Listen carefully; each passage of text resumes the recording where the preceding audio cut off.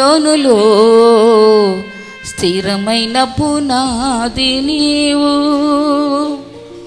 సీయోనులో స్థిరమైన పునాది నీవు, నీ మీదే నా జీవితము అమర్చుచున్నావు, నీ మీదే నా జీవితము అమర్చుచున్నావు.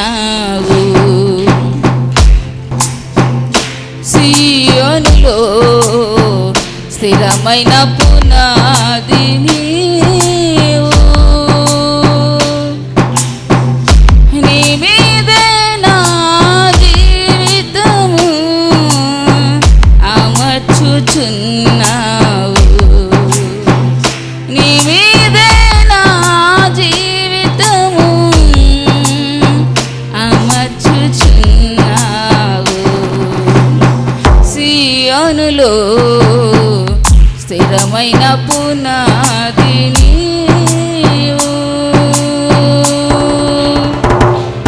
సూర్యుడు లేని చంద్రుడు లేని చీకటి రాత్రులు లేనే లేని, సూర్యుడు లేని చంద్రుడు లేని చీకటి రాత్రులు లేనే లేని, ఆ దివ్య నగరిలో కాంతులను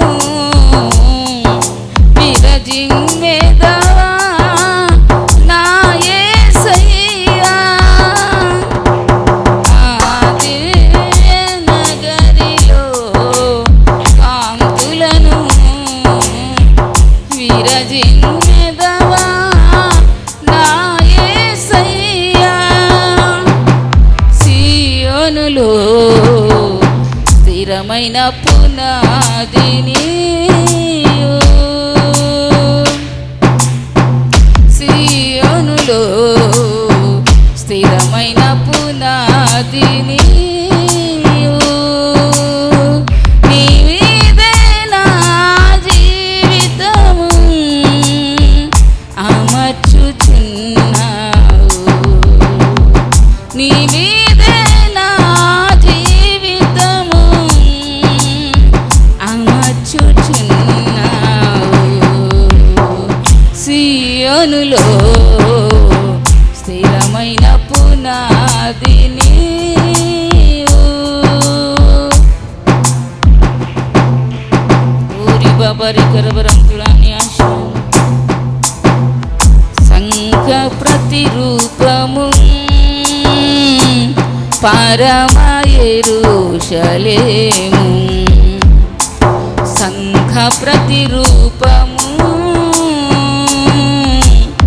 పరమ యెరూషలేము, సౌందర్య సీయోనులో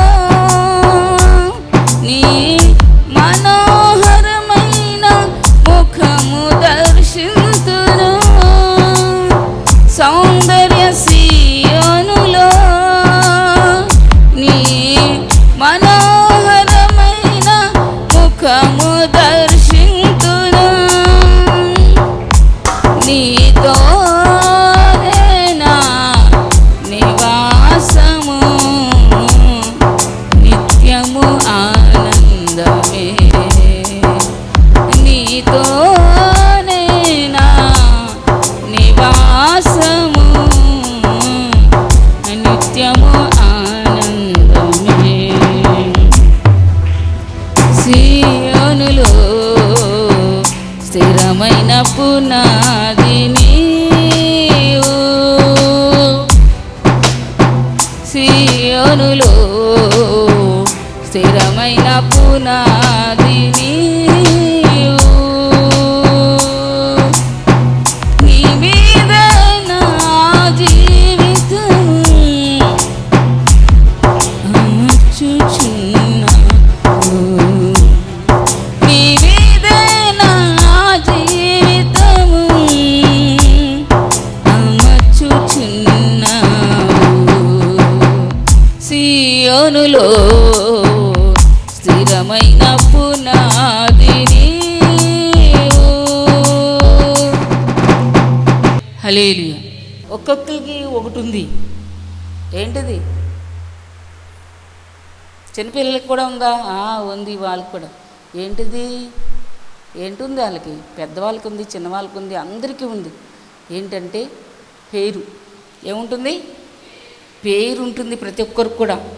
అయితే బైబిల్ ఏం చెప్పబడిందంటే సామెతల గ్రంథం 22వ అధ్యాయంలో అక్కడ చూస్తే గొప్ప ఐశ్వర్యం ఉందట ఒక వ్యక్తికి.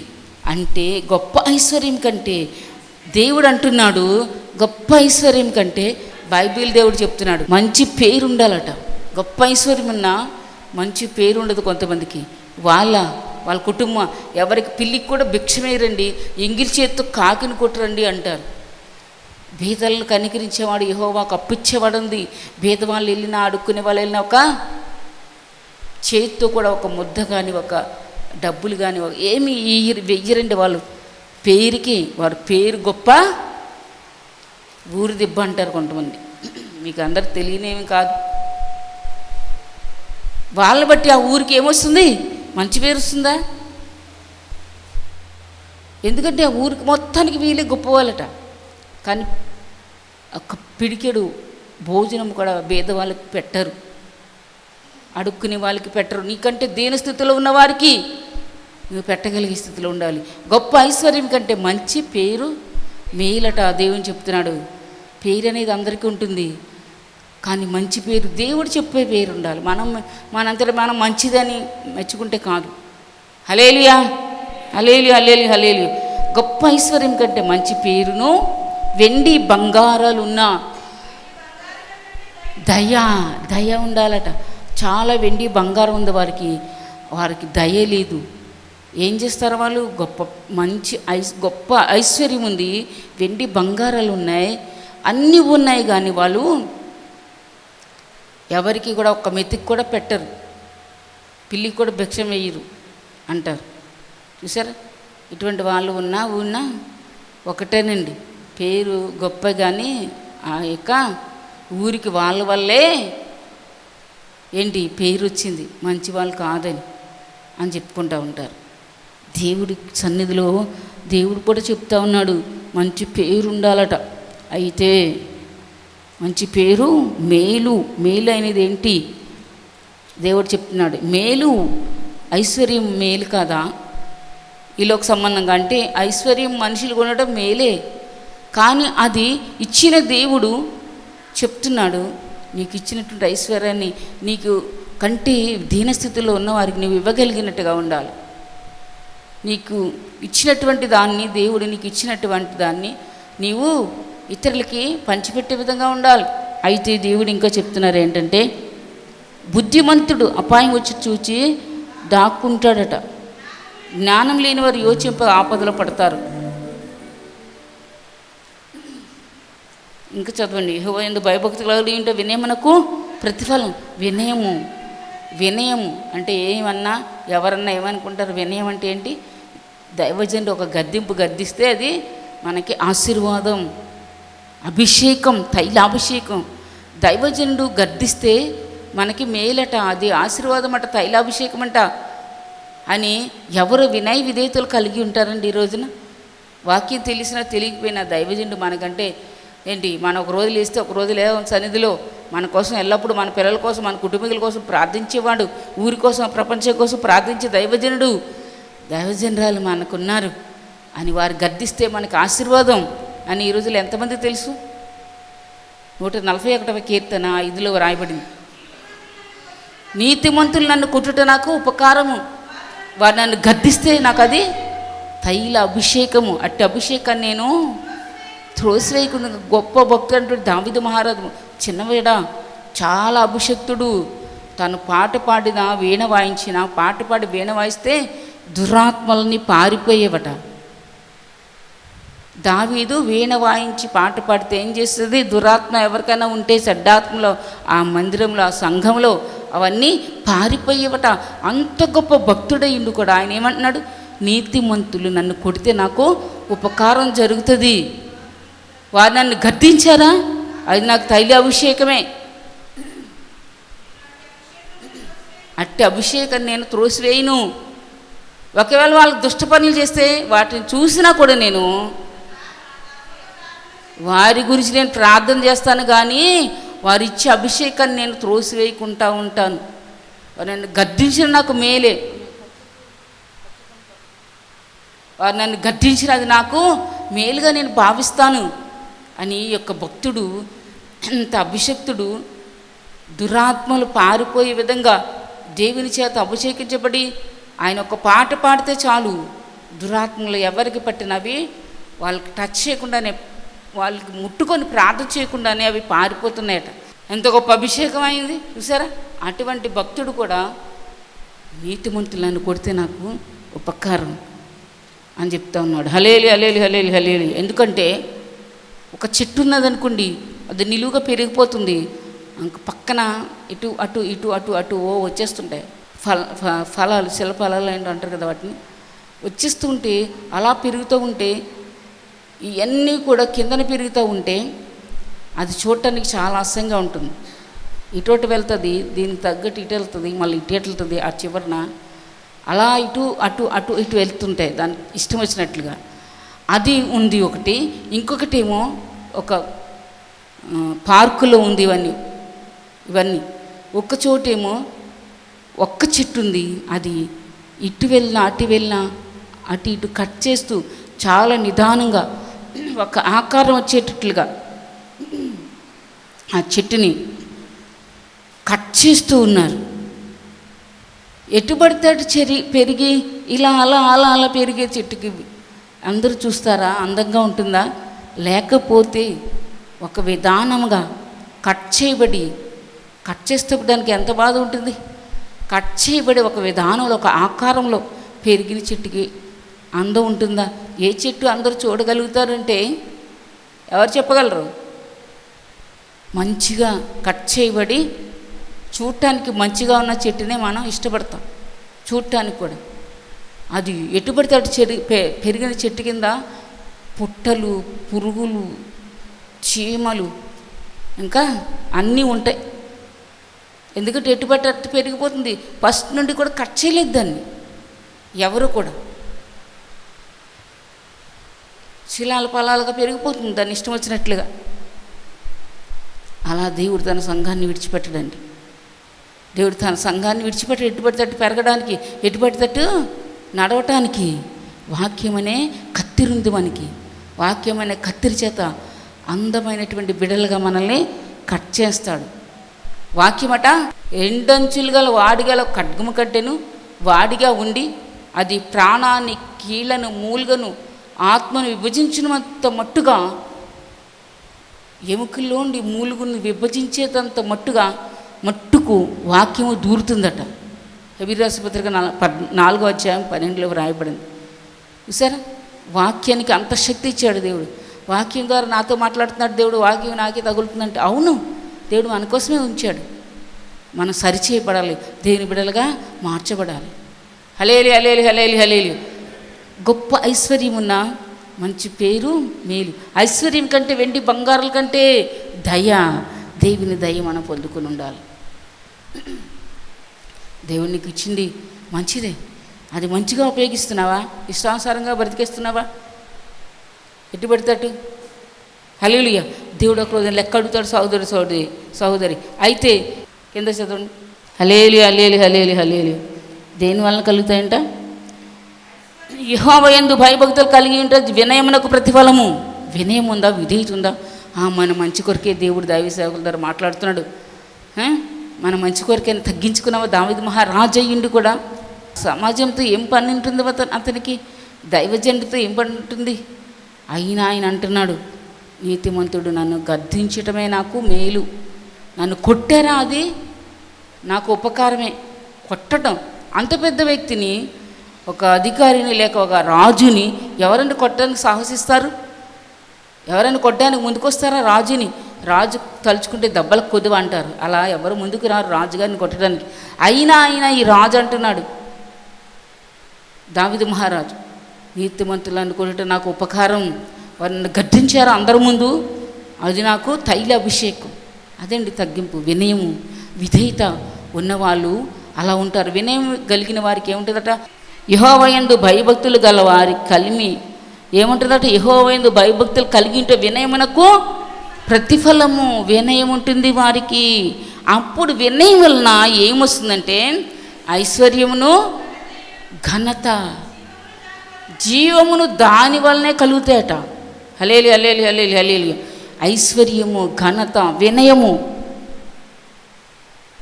భయభక్తులు దానివల్లనే కలుగుతాయట. ఎటుపడితే బండి వెళ్ళిపోతుంది. బండికి బ్రేకులు లేవు, బెలలు లేవు. ఏం జరుగుతుందో బండికి? ఏదో గుద్దుతుందా లేదా? ఎటుపడితే అటు వెళ్ళిపోయే బండి. నీ బండిని, నీ జీవితం అనే బండిని ఎటుపడితే అటు వెళ్ళటానికి దేవుడు అంగీకరించాడు. గర్దిస్తాడు, బుద్ధి చెప్తాడు. పర్సనల్గా కూడా ప్రతి మనిషికి మేము బుద్ధి చెప్పి ప్రతి వాణిని క్రీస్తు యేసు ఎదుట నిలబెట్టాలని మేము ప్రయాసపడుతున్నాం. కొలస్సీ రాసిన పత్రిక 1:8 రాయబడింది. అపోస్తలుడైన పౌలు గారు చెప్తున్నారు, ప్రతి మనిషికి మానకుండా మేము బుద్ధి చెప్పుతూ క్రీస్తునందు సంపూర్ణంగా చేయాలి. అప్పుడే యేసు ప్రభు కలిగినటువంటి పరిశుద్ధత మనకి కలుగుతుంది. దేవుడికి కలిగినటువంటి సంపూర్ణత మనకి కలుగుతుంది. అలా మేము చేయాలని ప్రతి మనిషికి మానకుండా బుద్ధి చెప్తున్నాం అంటున్నాడు ఆయన. చూసారు, ప్రతి మనిషికి. మరి నువ్వు బుద్ధి నేర్చుకుంటున్నావా? బుద్ధిమంతునికి ఒక గద్దింపు మాట లోతుగా నాటుతుందట. బైబిల్లో ఉంది.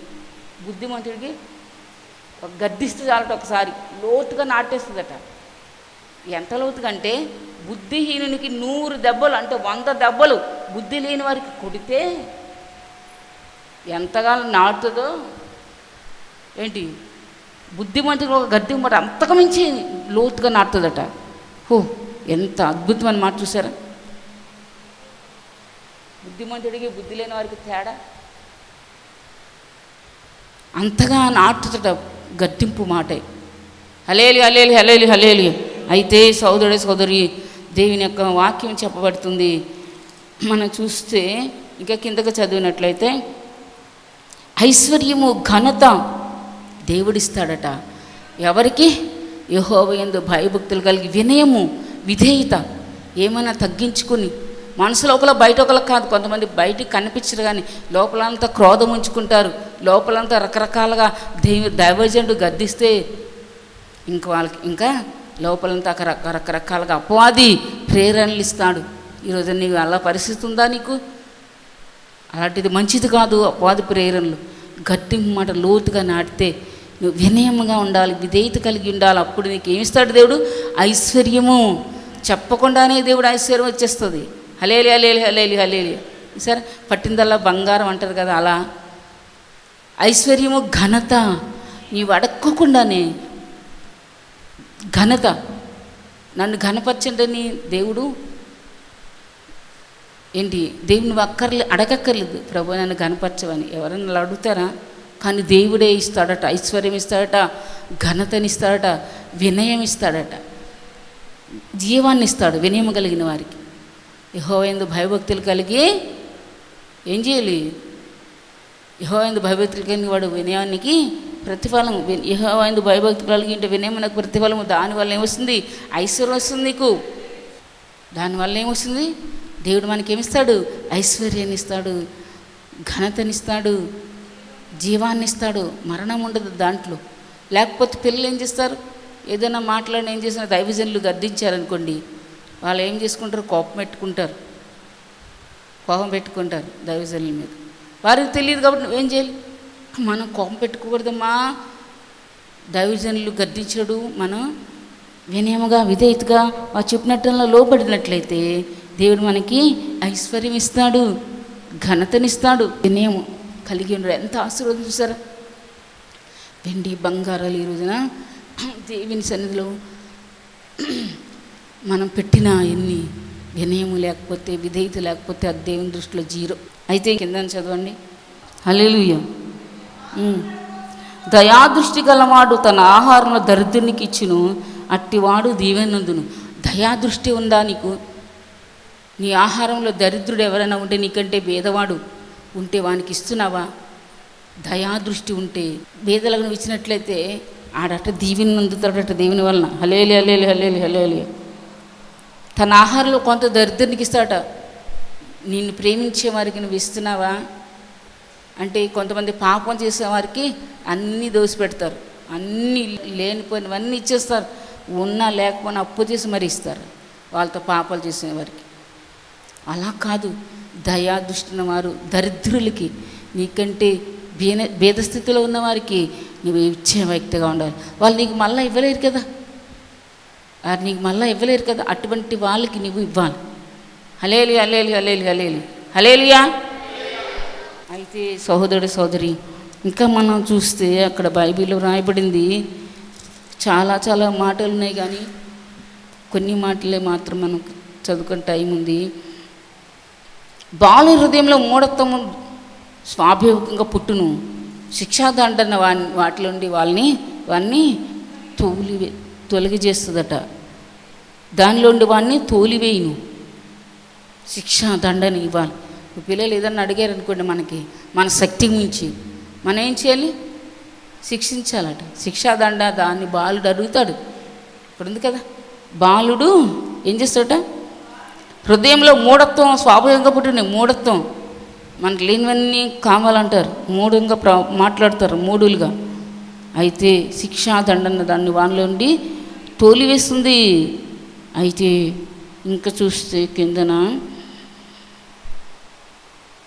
దరిద్రుడని దరిద్రుని దోసుకొనవద్దు, గుమ్మనద దీనిలోనే బాధపరచవద్దు, యెహోవా వారి పక్షమున మీతో వ్యాజ్యమాడతాడు.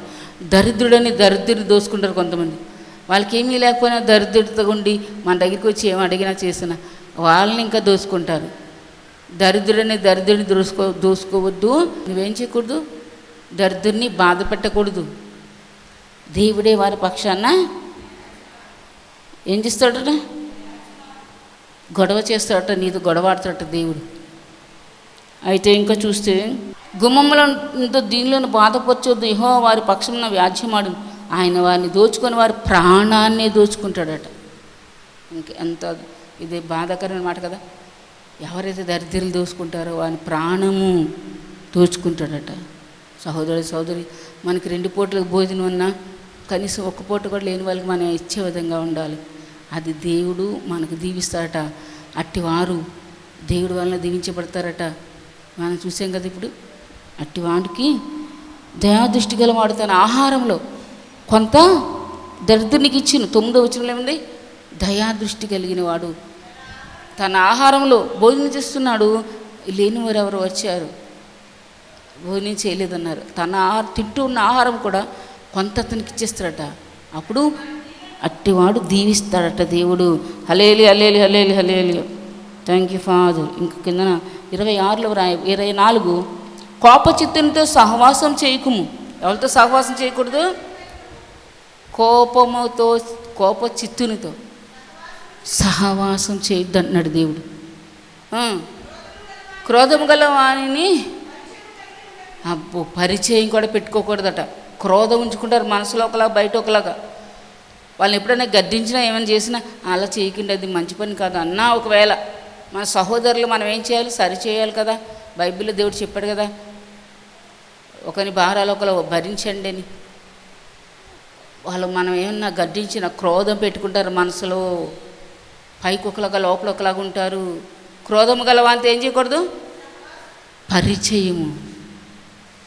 బాగున్నారండి, మీరు ఏ ఊరు నుండి వచ్చారండి, మీరు ఏ ఊరండి, అవునా అని చెప్పి పరిచయం పెట్టుకోకూడదట. పరిచయమేనా? క్రోధం గల వానితో పరిచయం కలిగి ఉండకూడదు. మీ దేవురు అని పరిచయం చేసుకుని మనం వాళ్ళతో క్రోధం ఉందో లేదో మనం గమనించి మరి పరిచయం పెట్టుకోవాలట. హల్లెలూయా, హల్లెలూయా, హల్లెలూయా, హల్లెలూయా.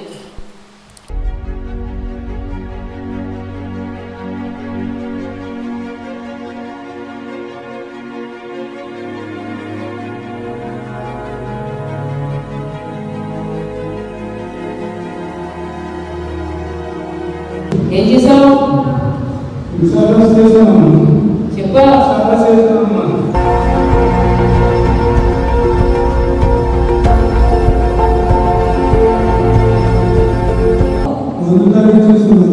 మందు తాగి చూసుకో. తప్పుడు పనులు చేయించావా? తప్పుడు పని వీడు రక్షణ పొందిన వీడ ముట్టడానికి వీలేదు, ఇంట్లో ఎవరింట్లో ఉండడానికి వీలేదు, దేవి మందిరంలో ఎవరింట్లో ఉండడానికి వీలేదు. అర్థమవుతుందా?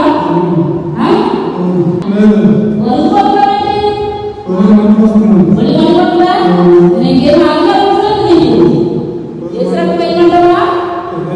ఏ శ్రమ వేయమంటావా? నీ పేరేంటన్నా? ఇంకా ఎంతమంది వచ్చారు?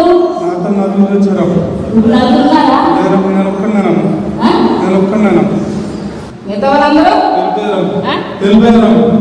నేను ఎక్కడికి వెళ్తే ఎక్కడ ప్రార్థన చేస్తే అక్కడ అందరూ దేవుని బిడ్డలు అవుతారు. దేవుని రాజ్యానికి వారందరూ వారసులు అవుతారు. దేవుని సన్నిధికి వస్తారు. నేను ఆపడానికి వీల్లేదు. ఎందుకని ఆయన మనుషులు కాదు, అర్థమైందా? ఇంతవరకు కాదు. ఈ అధికారం నీ ఆనందంలో బంధిస్తారు కాదు. తప్పు వల్ల ఏమి పెట్టడం పట్టుకుని వెళ్ళిపోవడం వేస్తున్నాను. నేను ఆజ్ఞాపిస్తున్నాను. అర్థమవుతుందా? ఇదొకటి వస్తావా? ఇదొకటి రాదు.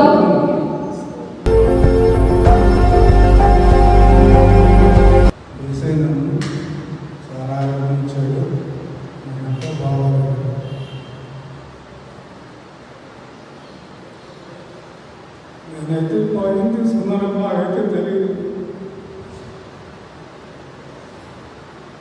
చాలా ఇదిగా పడ్డాను. చర్చిలో కూడా చాలా చొరపోయింది. చాలా తేలిగ్గా ఉందా భారతదేశంగా చాలా హ్యాపీగా ఉన్నాను.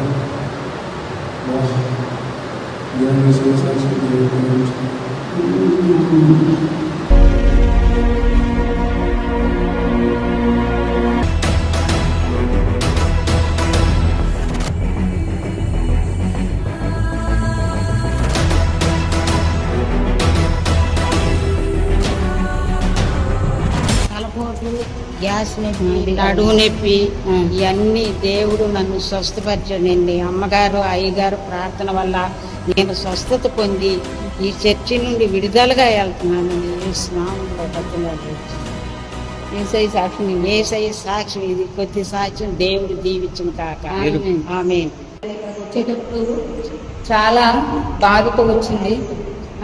చాలా బాధతో వచ్చానండి. వచ్చేటప్పుడు మాగను మగత కూడా నొప్పులు ఇవన్నీ కూడా అమ్మగారు ప్రార్థన చేసి ఇవన్నీ నొప్పులు పోయినాయండి. స్వస్థత పొంది అమ్మగారు దయ వల్ల, దేవుడి దయ వల్ల విడుదలయ్యి వెళ్తున్నాను. ఎంత అనారోగ్యంతో వచ్చింది పాప. నడు నొప్పి, కడుపులో నొప్పి, గ్యాస్ నొప్పి అన్నారు. బీపీ షుగర్ గురించి చెప్పలేదు, అవన్నీ చెప్పింది పాప. ఇప్పుడు కళ్ళు తిరిగా ఈ బీపీ షుగర్, బీపీ ఉంటే కళ్ళు తిరిగి ఇంక రకరకాలతో వచ్చింది. కానీ దేవుడు ఆమెను స్వస్థపరిచాడు. దేవుని పరిశుద్ధ నామానికి మహిమ కలుగును గాక. యేసయ్య సాక్షి దీవించుగాక. ఆమేన్.